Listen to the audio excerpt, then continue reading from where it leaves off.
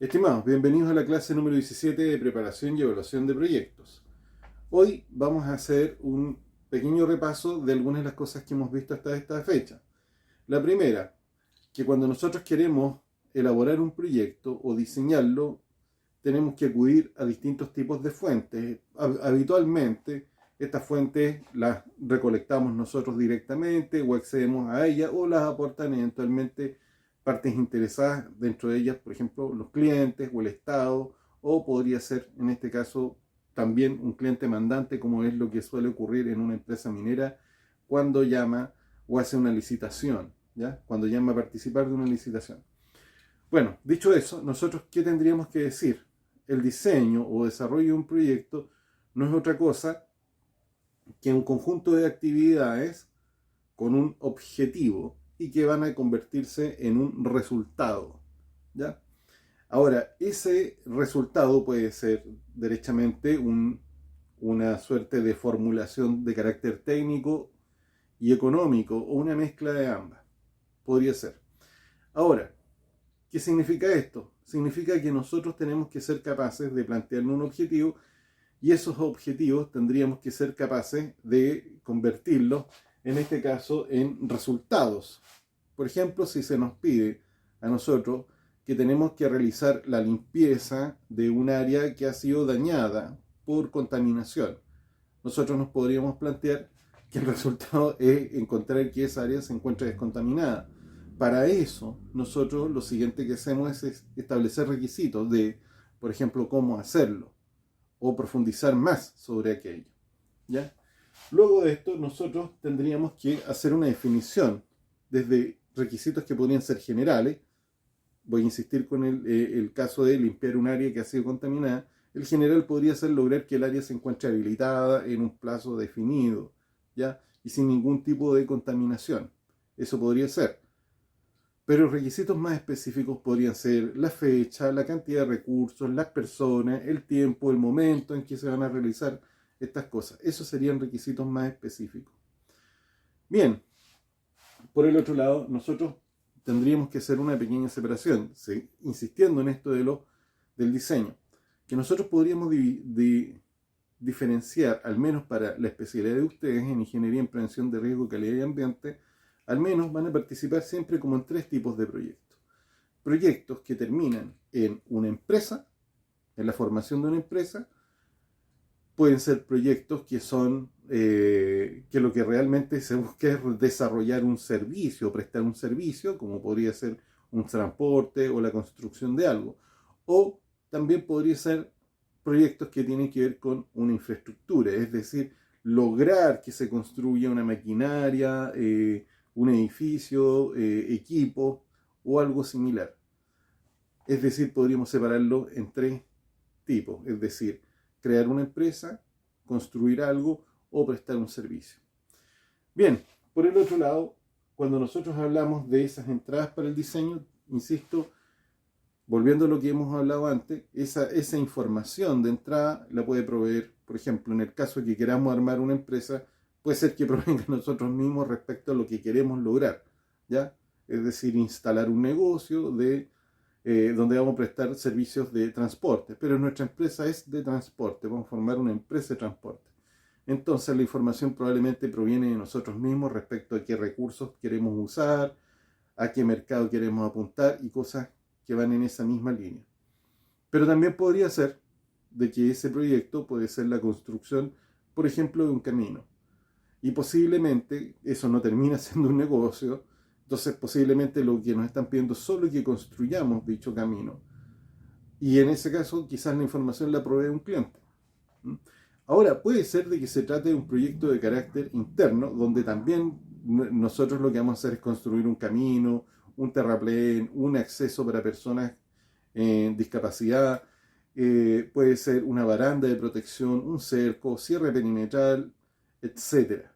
Es decir, puede tratarse de proyectos de carácter interno que terminen en una construcción de una infraestructura. Y en ese caso la información la proveemos nosotros mismos. La recopilamos nosotros mismos. Y luego tenemos estos que son de servicio, que es más o menos un poco más de lo mismo que acabo de explicar. Bien, resuelto eso, lo siguiente que nosotros tendríamos que hacer es concentrarnos en el resultado, que era la primera cosa que nos habíamos planteado. Y en este caso, yo les propongo un ejercicio sencillo y nos vamos a valer de una herramienta que ya hemos conversado, que es la del análisis de procesos, y ver cómo, planteándonos el resultado, nosotros podríamos llegar a diseñar un proyecto. En este caso, una de las primeras cosas que podríamos nosotros hacer es hacer la definición. Vamos a plantear el traslado de un conjunto de contenedores. No sé, imaginemos que se trata de 4 contenedores y que los vamos a trasladar desde una mina ubicada al interior del Valle de Copiapó y tenemos que trasladarlas hasta el barrio industrial. Entonces, usando este esquema de los 9 elementos de un proceso, que ya lo hemos visto antes, que considera posición de inicio, posición final, condición inicial, condición final, las entradas, las salidas, los recursos de infraestructura, los recursos humanos y la secuencia de actividades. Vamos a ver en qué resulta. El resultado es que deberíamos tener la posición final, podríamos decir que sería, vamos a plantear un día 2 y el lugar es el barrio industrial. La condición final es que los contenedores están en el barrio industrial. ¿Cuál es la salida? En este caso no somos capaces de visualizar la salida porque no hemos convertido en este caso los contenedores o los containers en nada, ¿ya? Bien, revisemos ahora la posición inicial, es decir, las coordenadas espaciotemporales podrían ser el día 1, se empezó con el traslado y se encontraban, vamos a inventar aquí, Minera Candelaria. Podría ser que estamos trasladando nosotros algo para una empresa que le presta servicio a Candelaria y que se acaba de retirar de ellos mismos un pequeño proyecto, ¿ya? Bien, ¿cuál es la condición inicial? Es que los contenedores se encuentran en el patio de embarque de Candelaria. ¿Qué es lo que vamos a utilizar en temas de recursos de infraestructura, actividades o recursos humanos o las entradas? Primero vamos a definir las actividades para ver más o menos en qué consisten. Las vamos a marcar acá y vamos a tener unas actividades al inicio que nosotros podríamos considerar que es ir, separar los contenedores, movilizarlos y subirlos a los camiones. Eso podría decir que es la recepción e ingreso de los contenedores a los camiones. Luego, como una actividad de desarrollo, evidentemente va a estar todo el tema del traslado, el transporte, desde Candelaria hasta Copiapó. Y finalmente tenemos que estos contenedores van a ser bajados y van a ser depositados en la cancha de la empresa o en la casa matriz de la empresa que se ubicaría en el barrio industrial. Entonces nosotros podríamos decir en este caso que la última actividad es la descarga de los contenedores. Bien, ahora, dicho eso, nosotros, como ya hemos hecho una definición tipo borrador por ahora, de cuáles son las actividades que estamos desarrollando, vamos a decir cuáles son los recursos. Si yo estoy subiendo estos contenedores a unos camiones, parece que voy a necesitar algún tipo de maquinaria. En este caso podría ser que necesitamos alguna maquinaria que nos permita hacer izaje y descarga de contenedores. Puede ser eso. Luego, evidentemente, si vamos a transportar, vamos a necesitar camiones. Por ahora es evidente que hacen falta más cosas, posiblemente algunos kits de herramientas o incluso sistemas de comunicación como radio o algo similar, ¿ya? Bien, sigamos. ¿Qué recurso humano? Al menos parece que necesitamos, lo que sí resulta evidente es que vamos a necesitar conductores para el transporte. Entonces colocamos eso en primer lugar. Para la primera y la última actividad, que son de estar armando, ¿ya? Amarrando para poder izar y luego movilizar carga, parece que necesitamos 2 tipos de personas. Por parte baja parece que necesitamos operadores de la máquina de izaje, no sé, podría ser una grúa, que es la máquina con la que estamos haciendo el izaje. Y también necesitamos algún tipo de personas que se dedican a hacer apoyo, que pueden ser labores menores que se hagan ahí en piso, ¿ya? Bien, como ya tenemos esto relativamente listo, nosotros lo siguiente que podemos hacer es intentar ver qué cosas están entrando al sistema. Y este sistema está entrando algo de información de planificación. En este caso le vamos a decir la hoja de ruta, es decir, por dónde se tienen que ir.